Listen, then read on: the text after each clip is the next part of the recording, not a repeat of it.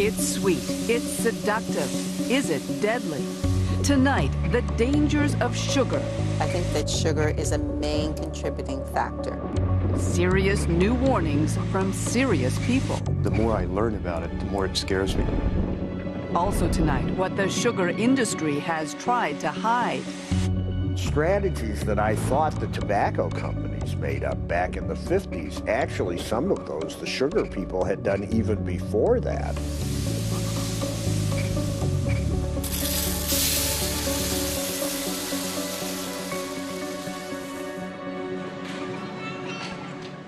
When the Breeden family goes shopping, like most Canadians, they try to buy healthy. Let's go. But like most Canadians, they don't always succeed. They're busy. Meals have to be quick. And then there's keeping the kids happy.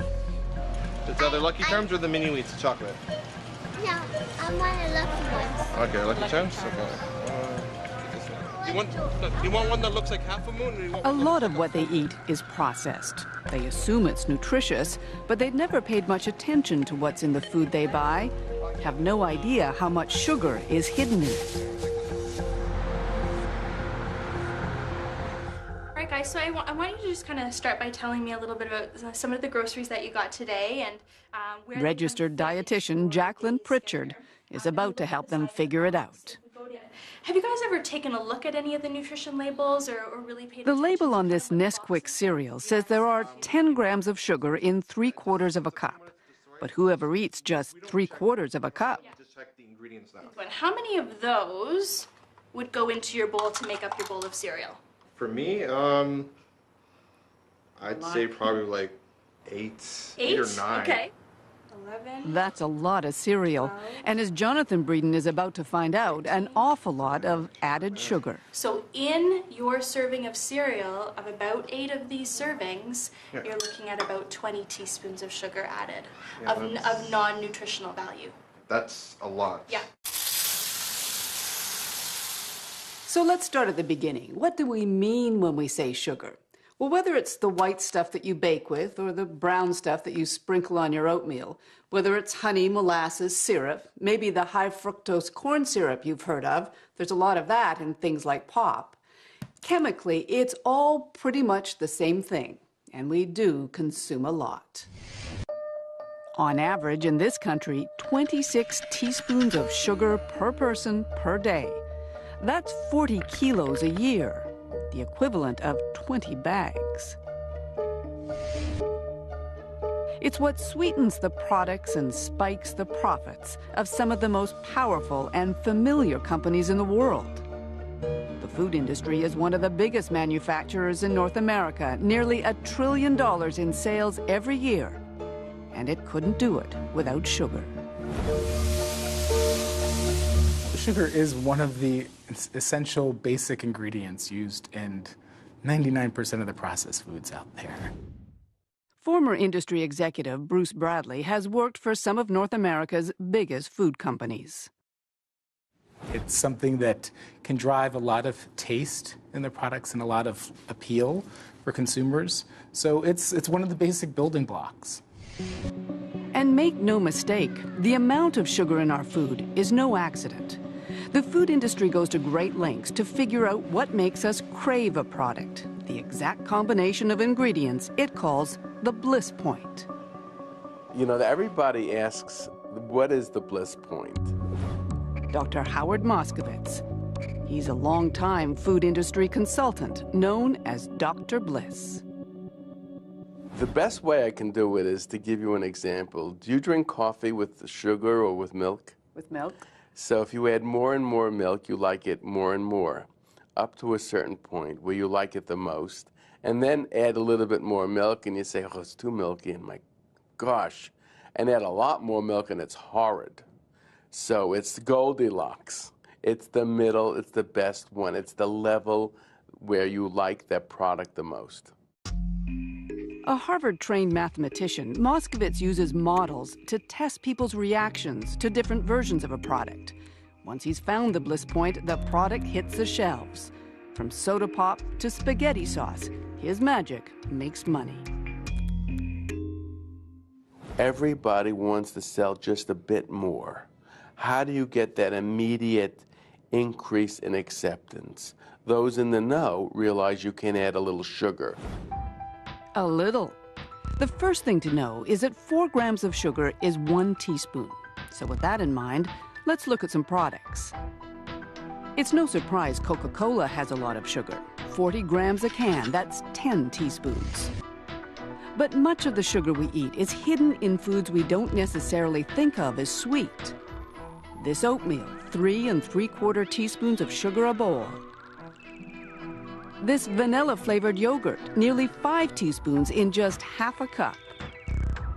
You can find sugar added to bread, soup, all kinds of condiments, hot dogs. This chicken dinner, labeled healthy choice, has 5.5 teaspoons of sugar in every serving. Is this the result? There's no question, as our consumption of sugars has grown, so have our bodies. Canada doesn't keep good statistics, so we've used American ones. And those stats raise the troubling question, are we changing our evolutionary shape? Here's the line showing our sugar consumption for the last 50 years. Here's the number of people who've become overweight and obese.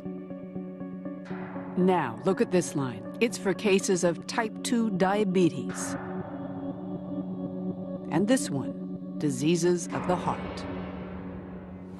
Back in the 80s and 90s, we used to blame a lot of those problems on dietary fat. But then we started taking fat out of our foods. Did the incidence of disease go down? No. So that got a lot of doctors and nutritionists asking why. The answer, according to an increasingly vocal group, is sugar. Which was worse, the sugar or the fat? The sugar 1,000 times over.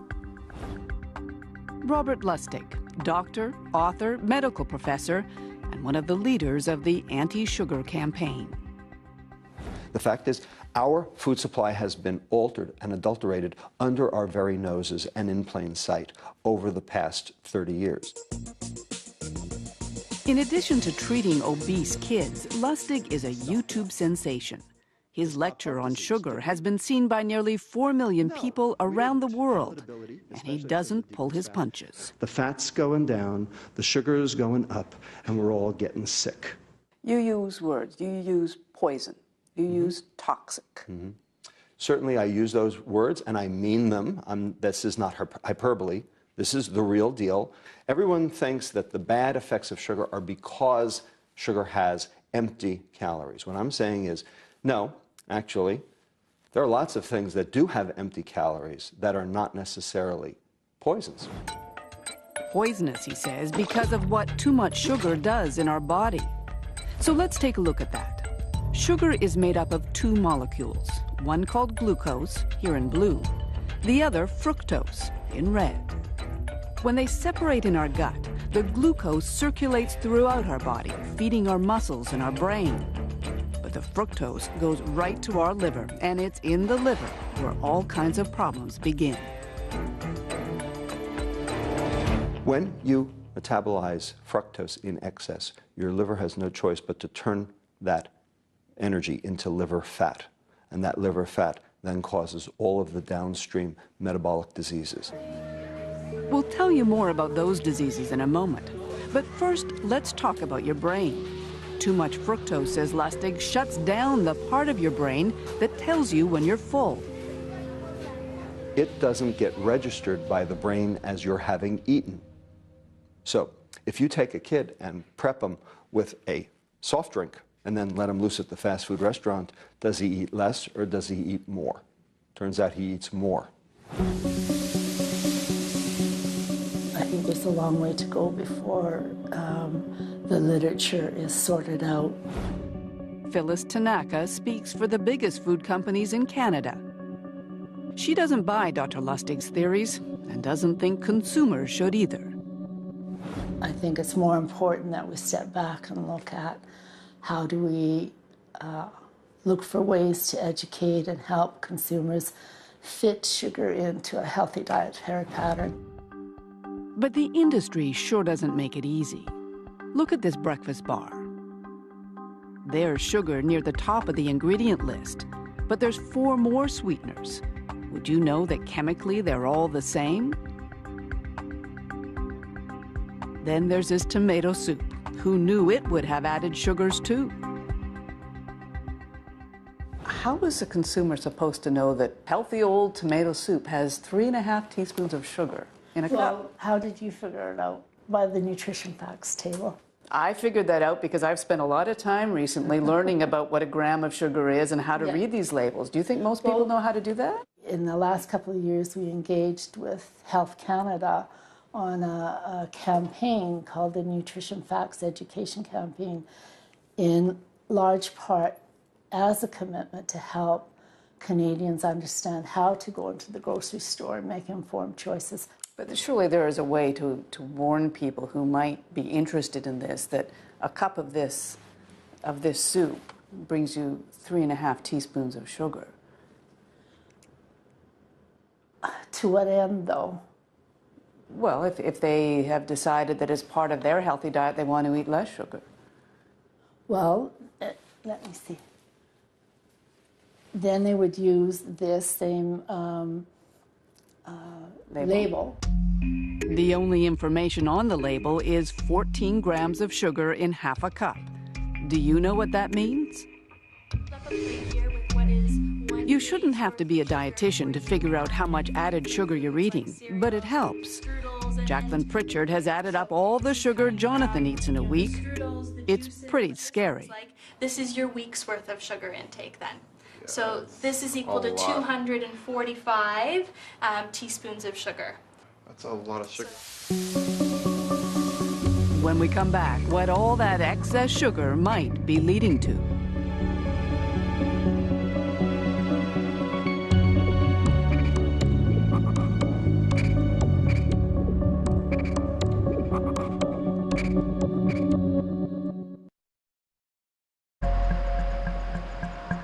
At 2 grams of sugar. That. Having discovered just how much sugar is in their food, the Breeden family is on a purge. Okay, the Kraft Zesty Italian has the 1 gram of sugar in this one. They're still surprised at the kinds of products that contain sugar. But they're also determined. All of it, out it goes. Of course, they still have to eat. So to help them learn about life beyond processed foods, we've made them a deal. For 3 weeks, we'll provide all of their meals professionally made without any added sugar. They'll stick to the diet and submit to medical tests. Lucky Charms ain't so lucky anymore.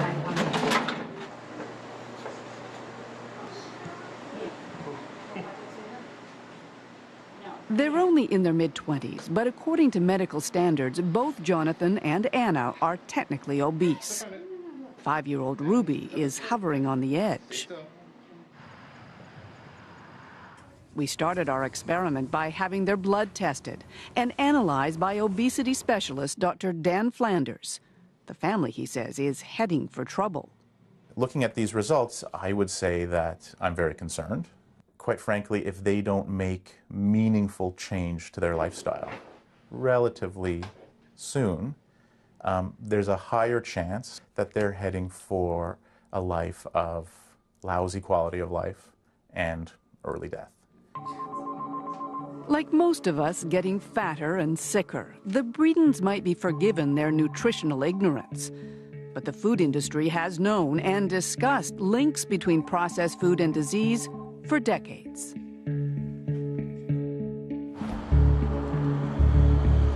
It was Minneapolis, 1999. Obesity was only an emerging problem back then when the heads of America's biggest food companies arrived for a rare meeting.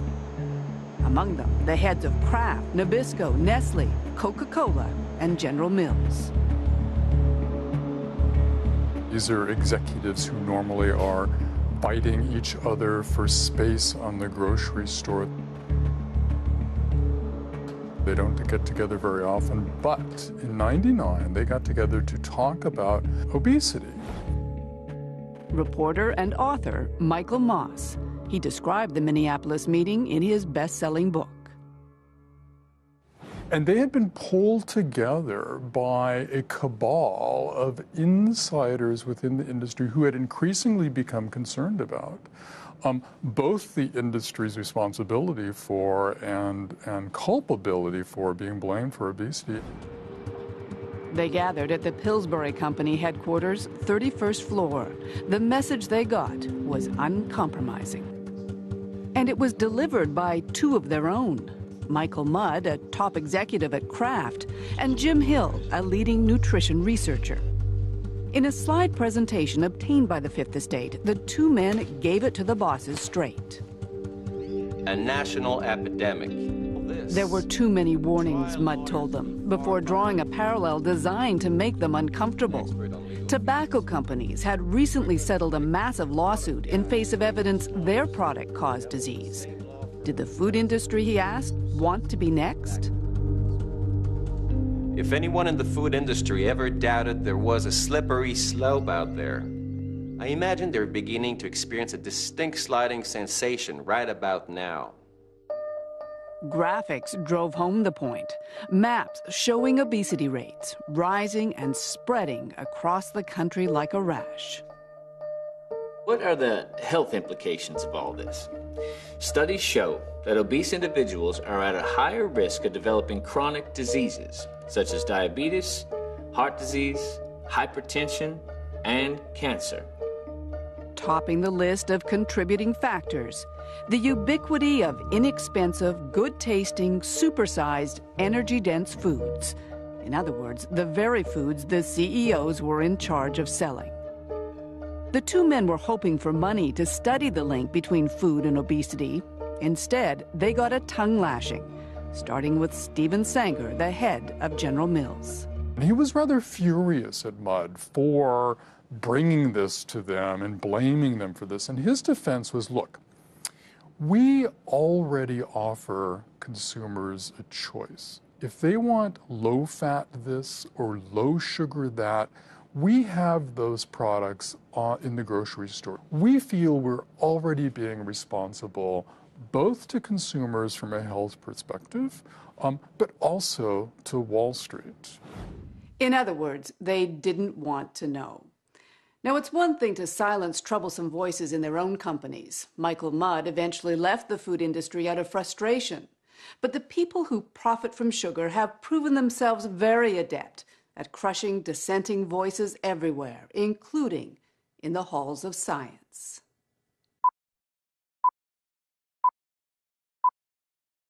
In front of us, day by day, are increasingly more and more very tempting foods. His name was John Yudkin, a British nutritionist who in 1972 wrote a book the sugar industry did not like.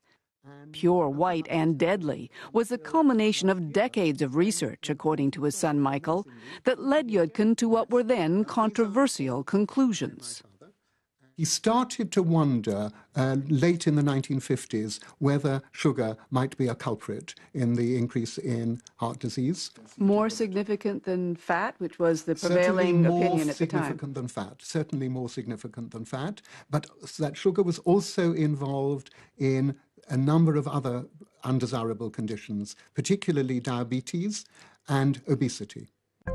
That thesis soon put Yudkin in direct conflict with Big Sugar's biggest apologist, this man, American nutritionist Ancel Keys.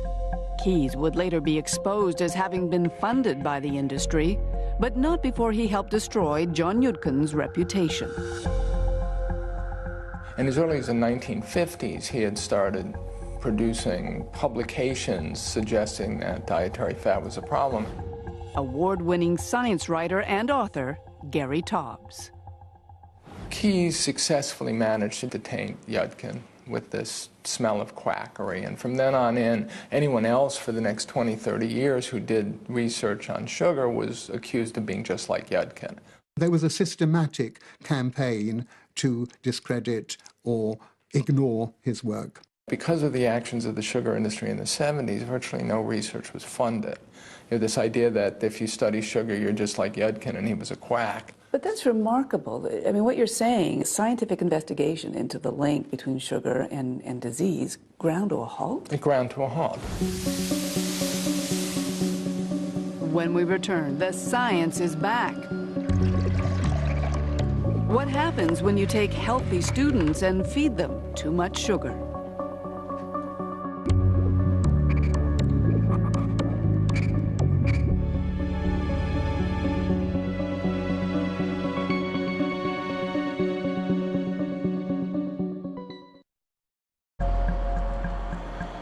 It's week 1 of the 5th Estate Sugar Challenge. Just looking at recipes that actually help reduce the sugar in your diets. And the Breedens are getting a cooking lesson. Chef James Smith is teaching that real food, all the fruits and vegetables and grains of a healthy diet, can also be fast and delicious without any added sugar at all. They use specific ingredients that will change up and lower the sugar and lower the processed foods in your diet. And that may prove a good thing, because after decades of silence, there's new scientific research linking sugar to all kinds of chronic disease.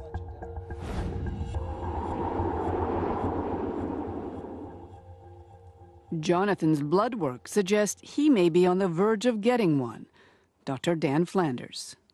His results suggest that he's pre-diabetic, that his levels have been high, and that if we don't make some changes to his lifestyle soon, diabetes is coming.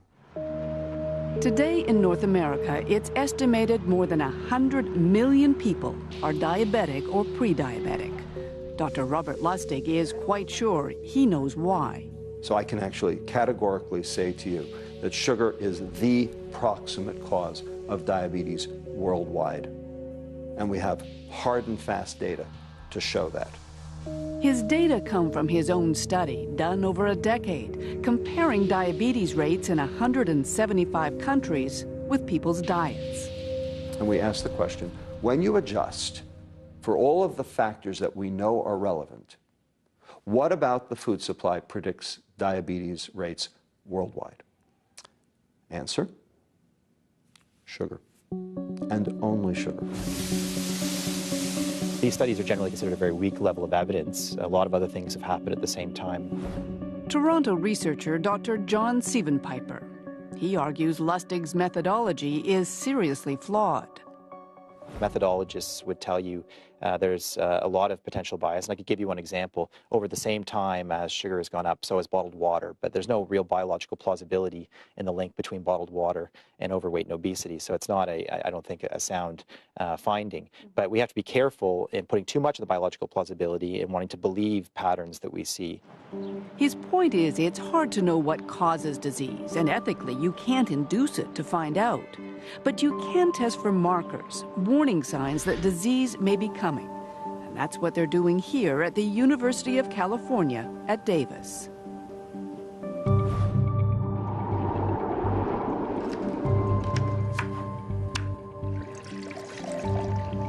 In this lab, students are the guinea pigs. The scientists are feeding them sugar to figure out if it raises the markers for heart disease. That drink contains 25% of her daily calories as high fructose corn syrup. Oh, look at this. Every time they've run the test, says Dr. Kimber Stanhope, the results have been the same. We saw increases in visceral adiposity. That means that's the fat within the abdominal region. This is the fat surrounding the liver and the intestines and the kidney. This is the fat that is associated with increased risk for diabetes and cardiovascular disease. The Breedens know that fat. Anna and Jonathan have already been diagnosed as having fatty livers, which puts them at risk for raised insulin and triglyceride levels. That's the fat in our blood. When Dr. Stanhope tested the blood of her college guinea pigs, healthy kids with healthy livers, she was shocked by how quickly they saw problems. We definitely, in 2 weeks, see increases in the risk factors for cardiovascular disease in the blood. Just in 2 weeks? In 2 weeks. But those kinds of studies don't impress everyone. After surveying a number of studies, including Dr. Stanhope's, that look at sugar and heart disease, John Sievenpiper sees no reason for alarm. And what we find when we look at those trials very carefully is that as long as you match for calories, fructose does not behave differently than does any other form of carbohydrate, namely starches, refined starches, and glucose. Now, that's not to say that they're benign, because I don't think we should be having a lot of refined starch or glucose, but it's not behaving any differently. Stanhope can't speak to the other studies, but she says she tested for all kinds of things, and it was only the fructose that caused the problems. If I had results as strong with regard to a food additive, a brand new food additive, and then I started producing these results, that additive would get pulled pretty quickly. That's how strong these results are? I think they are. In the world of cancer research, Lewis Cantley is a rock star.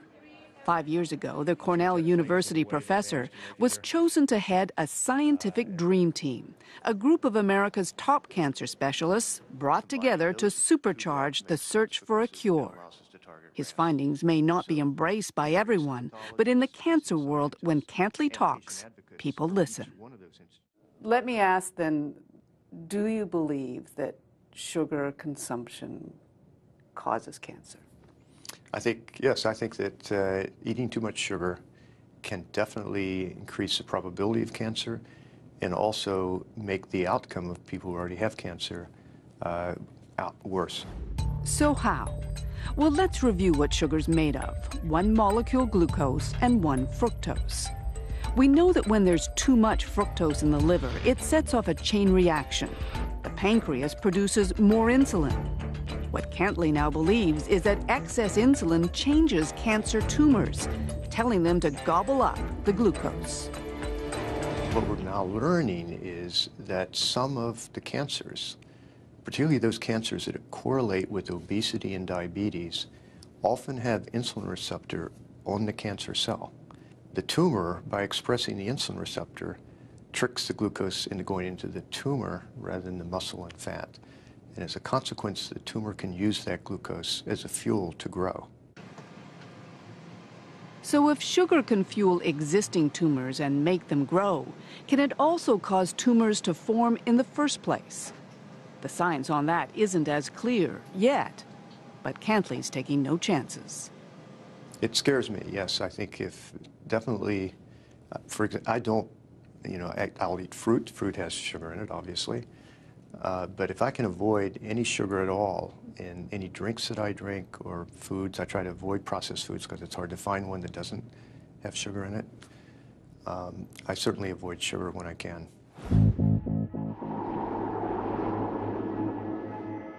One of the criticisms of the anti-sugar scientists is that too much of their evidence comes from animals, not humans.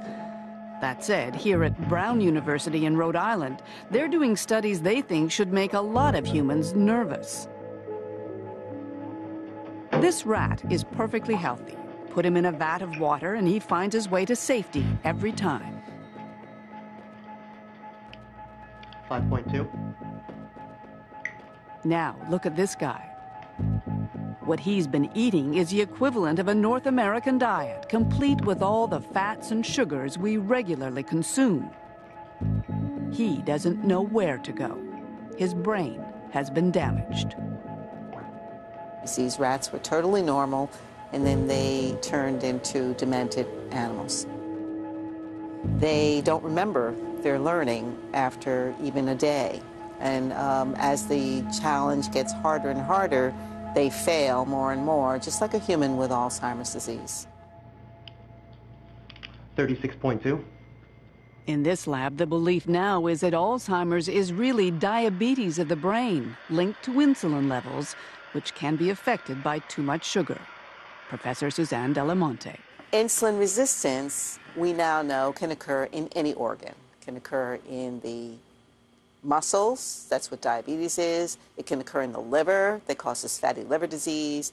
It can occur in the ovaries, that's polycystic ovary disease.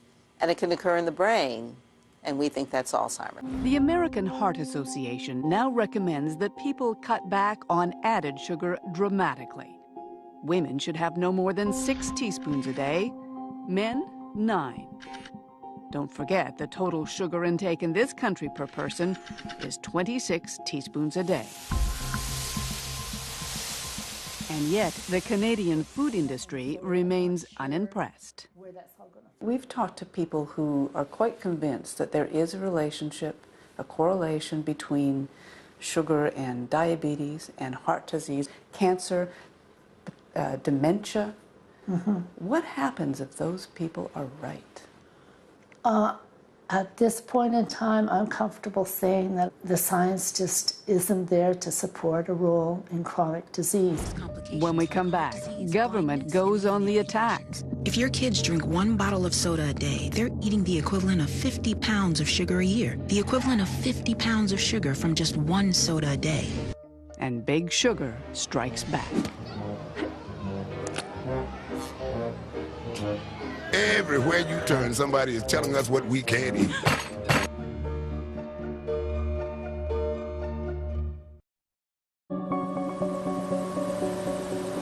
Worldwide, there are few industries more powerful than the processed food industry, or the sugar industry that feeds it. And yet, for all their power, we know remarkably little about how they work. Kristen Cousins is determined to change that. As a community care dentist in Colorado, she'd always been interested in sugar. But it wasn't until she unearthed a stash of documents from a sugar company that had gone out of business that she got a peek into a very secretive world. The first folder that I pulled out opened up to a memo, the blue letterhead of the Sugar Association, and it had the word confidential underneath the letterhead. And I just looked at that and oh my God, you know, what have I found? What she'd found was a directive from the 70s, a memo to industry executives about a newly published scientific white paper, a paper that concluded sugar was not only safe, but important.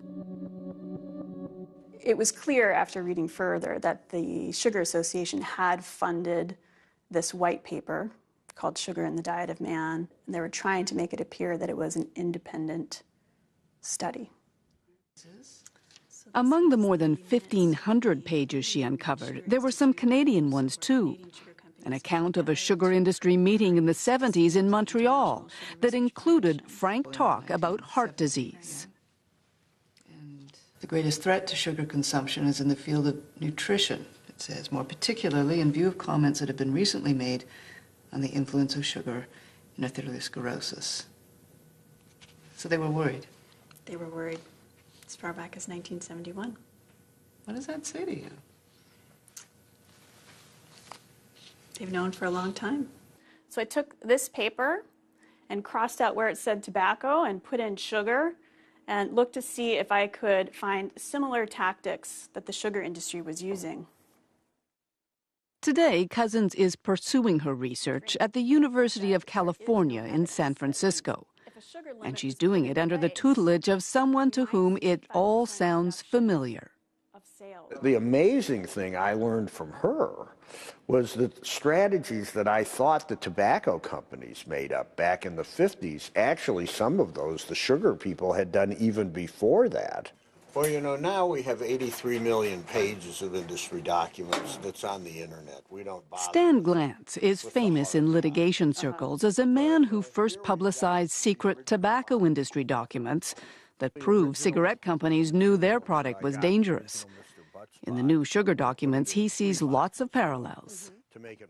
Well, one parallel is just trying to undermine science. Another one is working to try to attack and intimidate scientists and others who are coming up with results that these big corporate interests don't like. Another one is trying to subvert sensible regulation. The sugar industry has decades of practice in that. In 2003, the World Health Organization in Geneva was looking at a resolution recommending people reduce their sugar intake to just 10% of what they eat. It had broad appeal among health experts, but then the industry weighed in. The sugar industry went to their friends in the U.S. Congress And they got these very influential congressmen to write letters and say that this is simply unacceptable. And in fact, that the U.S. would, pull its funding for the World Health Organization if this report continued. 5 months later, the recommendation quietly disappeared. Having seen the movie before, Stan Glantz says we can't afford to let it happen again. We wouldn't have a tobacco epidemic if there wasn't a tobacco industry. We wouldn't have an obesity epidemic if there wasn't an industry that was making a lot of money selling sugar and fat and salt and things like that. And to me, the bottom line is that one of the key disease vectors for non-communicable diseases is big corporations. And I think we're going to have to get these big corporations under control. It has become a bit of a moral issue. When you see how far we've come. Bruce Bradley, who used to help run a number of those corporations, agrees. This isn't a blip. This isn't a minor, we just need a minor course correction. We're on a completely wrong trajectory with our health. What's the answer then? I think the honest answer is that we need government to step in and to become an advocate for consumers. But sugary drinks are a big reason for... But look what's happened when governments have tried.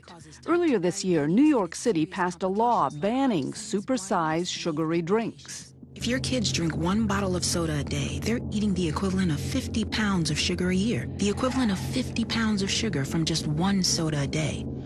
Industry's response? To ridicule Mayor Michael Bloomberg as an overbearing nanny. The law was later overturned by the courts.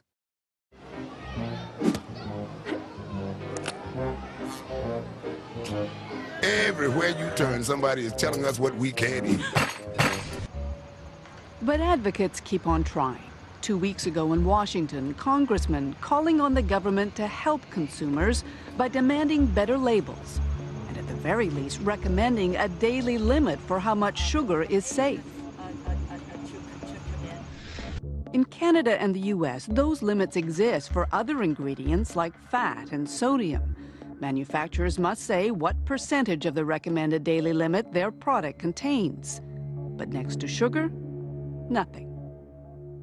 Would your association, representing the big food manufacturers in this country, would they accept an upper limit of how much sugar Canadians should be eating? That's kind of hypothetical because... Well, people are putting on the table saying this is one way to, if you want to curb the amount of sugar people are eating, this is one way to start doing that. I think the industry actually has responded to the need for a diverse supply of foods out in the retail marketplace.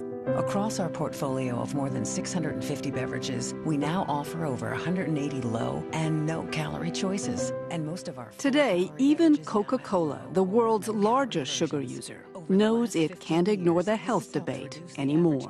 We'd like people to come together on something that concerns all of us: obesity. Coca-Cola and everything. But the bottom line hasn't changed. If you're getting sick from what you eat, it's your fault. For people to blame the consumer, to blame the victim in all of this, just as the tobacco companies blame the 12-year-olds they go out and addict, it's just not fair because people aren't given the information that they need if they're trying to make a good choice. As with tobacco, at some point it will all come down to lives and to dollars. The reckoning, warns Dr. Lustig, is coming. The bottom line, there will be no money left by the year 2026 for anything else because diabetes will have chewed through all of the healthcare dollars. There will be no health care in 13 years here in America if we do nothing, and I'm sure Canada is right behind. For 3 weeks, the Bredens have been eating the food we've supplied. How much shake do you want, Anna? They're still eating the kinds of food they like, as much as they like. The only difference, none of it's processed and none has added sugar. Okay, well, then eat some of mine because it's not too hot. So, has it made a difference? The moment of truth. In 3 weeks, Jonathan lost 1.5 inches around his waist, 8.5 pounds. Yeah. Anna's weight is down too, and her waist, where all that dangerous fat can accumulate, is down by 5 inches. Hello. And what effect did all that have on their blood work? I'm Dr. Flanders. Nice to meet you. Metabolism. Okay, so Jonathan, I'm glad to say that there's some real signs of things improving. If we have a look at your cholesterol level, it's actually gone down by 10%, which is fabulous. Your triglycerides have gone down by 20%. Okay, so Anna... Her results are equally good. And while our 3-week experiment is far from scientific proof of anything, Dr. Flanders is pleased. Could improve your health in the long run. So this is some evidence that the changes that you've made to your eating are helping to make your body happier, healthier. This is fantastic news. This is really great. Well, when we first started the project, I thought the change would be like really little, that I wouldn't see anything. But to see how dramatically it's changed means to me that like it's really good. It was a big change. At first it was hell, but good results. I'm happy.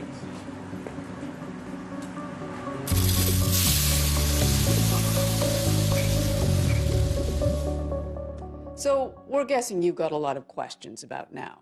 If our program's whetted your appetite to learn more about sugar, you should go to our special web feature. You can find all kinds of information about what sugar does in your body, for instance, even that low-sugar diet our family was on. You can find it all at cbc.ca/fifth.